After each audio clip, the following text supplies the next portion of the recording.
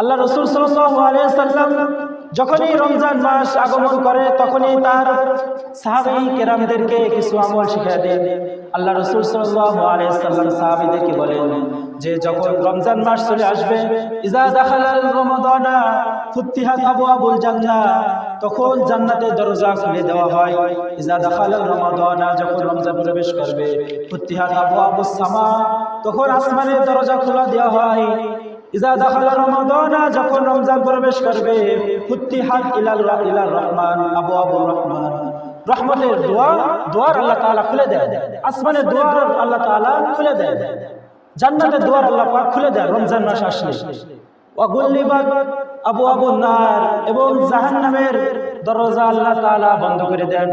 এই কারণে আল্লাহ তাআলা যে জান্নাতের দরজা খুলে দেন, রহমতের দরজা খুলে দেন, আসমানের দরজা খুলে দেন, তো এই কারণে এই সুবর্ণ সুযোগে আল্লাহ পাকের কাছ থেকে আমরা রহমত চাইব, আল্লাহ পাকের কাছ থেকে আমরা মাগফিরাত চাইব, আল্লাহর পাকের কাছ থেকে আমরা নাজাত আশা করব। এবং এই রমজানে আরো সওয়াব রয়েছে, যেমন রমজান মাসে যদি একজন ব্যক্তি আরেকজন ব্যক্তিকে ইফতারি করায়, ইজা ফাত্তারা, যখন কোনো ব্যক্তিকে ইফতারি করাবে, গুফিরালাহু মা তাকাদ্দামা মিন যামবি, তার পিছনের সমস্ত গুনাহ মাফ করে দেওয়া হবে। যখন সাহাবায়ে কেরাম এই কথা শুনলেন, সাহাবায়ে কেরাম বললেন, ইয়া রাসূলুল্লাহ, আমাদের তো সামর্থ্য নাই, কিভাবে আমরা তাদেরকে ইফতারি করাবো? আল্লাহ রাসূল সাল্লাল্লাহু আলাইহি ওয়াসাল্লাম বলেন, মান ফাত্তারা সাইমান শুরিবাত মা, তুমি কি এক গ্লাস পানি দ্বারা ইফতারি করতে পারো না? তুমি তাকে এক গ্লাস পানির মাধ্যমে ইফতারি করাও, যদি তুমি তাকে এক গ্লাস পানি আনার মাধ্যমে ইফতারি করাও, তো ওই ব্যক্তি রোজা রেখে যে সওয়াব আদায় করবে, তুমিও হুবহু ওই সওয়াবের মালিক হবে।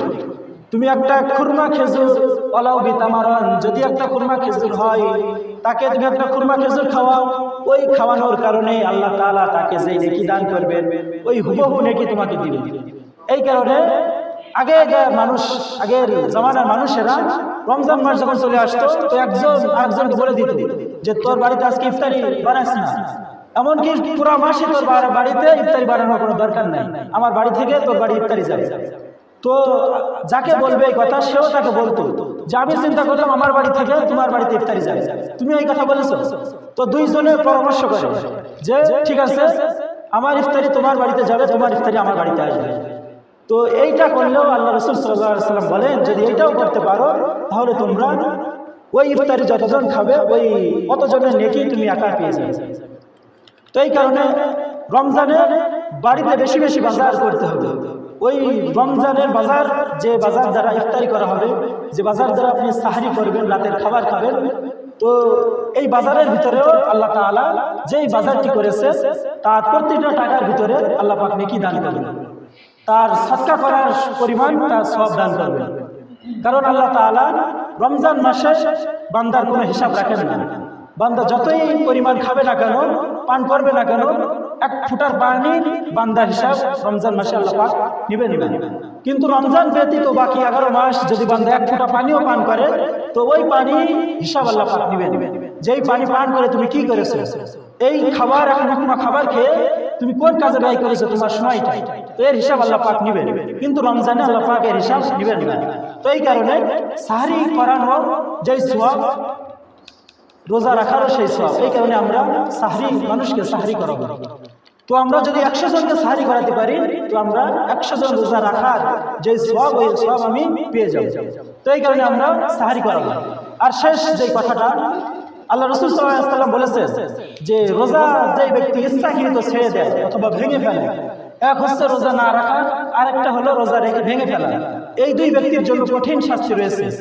তো আল্লাহ রাসূল সাল্লাল্লাহু আলাইহি ওয়াসাল্লাম সাহাবাদেরকে বলেন যে আমি একবার ঘুমাইছি বাইতুল মুকাররম, আমি একবার মসজিদে নববীতে ঘুমাই রয়েছি, তো দুই ফেরেশতা মানুষের বেশে আমার কাছে আসলেন, এসে আমাকে বললেন চলেন আমাদের সাথে এক জায়গায় যেতে হবে।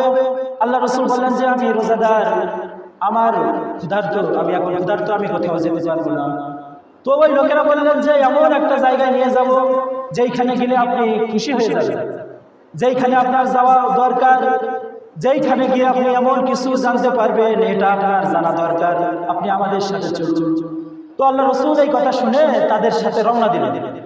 যেতে যেতে বিশাল বড় এক পাহাড়, উঁচু পাহাড়ের সামনে এসে দাঁড়ালেন। এবং ওই দুইটা ফেরেশতা আল্লাহ রাসূলকে বললেন, ওঠেন, এই পাহাড়ে ওঠেন। আল্লাহ রাসূল সাল্লাল্লাহু আলাইহি ওয়াসাল্লাম বললেন যে আমার শক্তি নাই, এই পাহাড়ে ওঠার মতো আমার শক্তি নাই। তারা বললেন যে আমরা আপনাকে সাপোর্ট দেব, আমরা আপনাকে দুইজন কাঁধে করে সাপোর্ট দিয়ে উপরে নিয়ে যাব। তো আল্লাহ রাসূল সাল্লাল্লাহু আলাইহি ওয়াসাল্লাম তখন রাজি হলেন, ঠিক আছে তাহলে এখন চলো। তো ওই দুই ফেরেশতা আল্লাহ রাসূলের কাঁধ ধরে উঁচা করে আল্লাহ রাসূলকে পাহাড়ের উপরে নিয়ে যাইতেছেন। পাহাড়ের মাঝ বরাবর যখন গেলেন তখন আল্লাহ রাসূল সাল্লাল্লাহু আলাইহি ওয়াসাল্লাম কিছু মানুষের হাউমাউ করে চিৎকারের আওয়াজ শুনলেন। আল্লাহ রাসূল সাল্লাল্লাহু আলাইহি ওয়াসাল্লাম ফেরেশতাদেরকে বললেন যে এমন কঠিন মর্মান্তিক আওয়াজ, এমন দুঃখজনক আওয়াজ কারা করতেছে, কি জন্য তারা এত চিৎকার দিয়ে হাউমাউ করে কান্না করে? তো ওই ফেরেশতারা বলতেছে যে ইয়া রাসূলুল্লাহ, এই কারণেই তো আপনাকে এখানে আনলাম, এই জিনিসটা আপনাকে জানাবো, এই বিষয়টা আপনাকে জানাবো বলে আপনাকে এখানে আনলাম। তো আল্লাহ রাসূলকে বললেন যে এই যে কান্নার যে আওয়াজ পাইতেছেন, এই কান্নার আওয়াজ হলো ওই সমস্ত মানুষের যারা রোজা রাখে না, যারা ইচ্ছাকৃত কোনো ওজর ব্যতীত রোজা রাখে না, এই যারা রোজা রাখে না এটাই হলো তাদের কান্নার আওয়াজ। জাহান্নামে তারা এইভাবে কাঁদতে থাকবে। আল্লাহ রাসূল সাল্লাল্লাহু আলাইহি ওয়াসাল্লাম বললেন, আমার উম্মতের ভিতরে যদি কেউ রোজা না রাখে তাকে কি এইভাবে কাঁদতে হবে? তো ফেরেশতারা বললেন জি, আপনার উম্মতের ভিতরে যারা রোজা রাখবে না তাদেরকে এমন ভাবে তারা কান্না করবে, তাদের আযাব এমন হবে যে তারা এমন ভাবে কাঁদতে তারা বাধ্য হবে। তো আল্লাহ রাসূল সাল্লাল্লাহু আলাইহি ওয়াসাল্লামকে আরো উপরে ওঠানো হলো। একেবারে পাহাড়ের চূড়ায় যখন আল্লাহ রাসূল উঠলেন তখন আরো মর্মান্তিক আওয়াজে কাঁদতে লাগলেন। তো আল্লাহ রাসূল ফেরেশতাদেরকে জিজ্ঞাসা করলেন যে এরা কারা? এরা তো তাদের থেকে আরো নিকৃষ্ট ভাবে আরো যন্ত্রণাদায়ক কান্না করছে। তো আল্লাহ রাসূল সাল্লাল্লাহু আলাইহি ওয়াসাল্লামকে ফেরেশতারা বললেন যে এরা হলো আপনার উম্মতের ওই সমস্ত ব্যক্তি যারা হলো রোজা রেখে ভেঙে ফেলে, অর্থাৎ রোজা রাখার পরে যারা রোজা ভেঙে ফেলে তাদের হলো এই শাস্তি। আর এর পূর্বে যে শাস্তি দেখেছেন ওটা হলো যারা ইচ্ছাকৃতভাবে রোজা না রাখে। তো সহিহ ইবনে হিব্বানের ভিতরে হাদিস এসেছে, আল্লাহ রাসূল সাল্লাল্লাহু আলাইহি ওয়াসাল্লাম এই হাদিস বর্ণনা করেন, সাহাবাদেরকে বলেন যে তোমাদেরকে আপনি সাবধান করছি, আমি তোমাদেরকে সাবধান করি যে তোমরা কখনো ইচ্ছাকৃত রোজা ভেঙো না, আর কখনো ইচ্ছাকৃত রোজা রেখে তোমরা ভেঙো না, কারণ এই শাস্তি আমি ফেরেশতাদের মাধ্যমে, স্বপ্নের মাধ্যমে আমি আল্লাহ পাক আমাকে দেখিয়েছি। তো আল্লাহ তাআলার মেহেরবানি যে আল্লাহ পাক আমাদেরকে রমজান মাস দিয়েছেন, অনেক বড় একটি দামি মাস। এই মাসে কোরআন নাজিল হয়েছে, এই কারণে এই মাসে যত কোরআন পড়বো প্রতিটা হরফে 10টি করে নেকি, এই 10টি নেকিকে 70 গুণ বাড়ানো হবে রমজান মাসে। তো আল্লাহ পাক আমাদেরকে সুবর্ণ সুযোগ দান করেছে রমজানের নেকি আদায় করা। এই কারণে নিজের পার্সোনাল যে কাজগুলো রয়েছে এই কাজগুলো কিছু ছেড়ে দিয়ে কম করে এই যে আমরা যে নেকির কাজগুলো রয়েছে, কোরআন তেলাওয়াত করা, জিকির করা, নামাজ আদায় করা, এইগুলো আমরা বেশি বেশি করতে থাকবো। রমজান চলে গেলে আবার নিজের কাজগুলো আমরা সমানভাবে করতে থাকবো। তো রমজান মাস এসেছে এবং রমজান মাস যে দামি এটা হলো শুধুমাত্র কোরআনের কারণে। শাহরু রমাদানাল্লাযী উনজিলা ফীহিল কুরআন, যে রমজান মাস দামি হয়েছে কোরআন রমজান মাসে অবতীর্ণ হওয়ার কারণে, নাজিল হওয়ার কারণে। এই কারণে কোরআন বেশি বেশি পড়ব, কোরআন আমরা বেশি বেশি পাঠ করব।